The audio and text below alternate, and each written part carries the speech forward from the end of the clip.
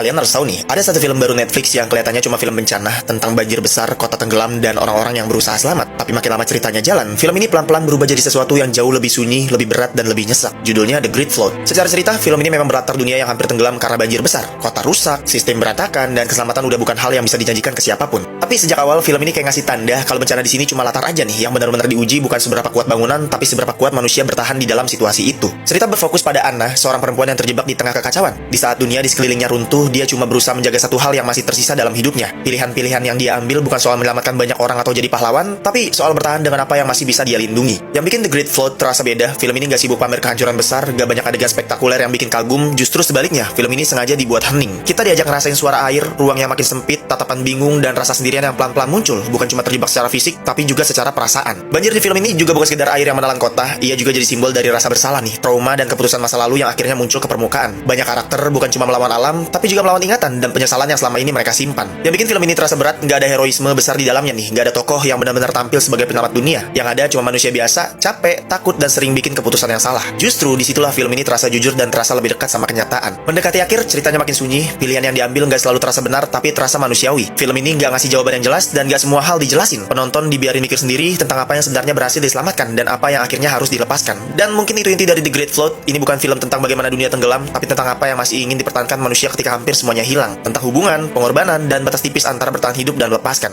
Nah, kalau lo nyari film bencana penuh aksi dan ledakan, mungkin ini bukan pilihan yang tepat nih. Tapi kalau kalian pengen film yang pelan, sunyi, dan masih kepikiran setelah selesai nonton, The Great Flood ini layak banget nih buat masuk watchlist kalian.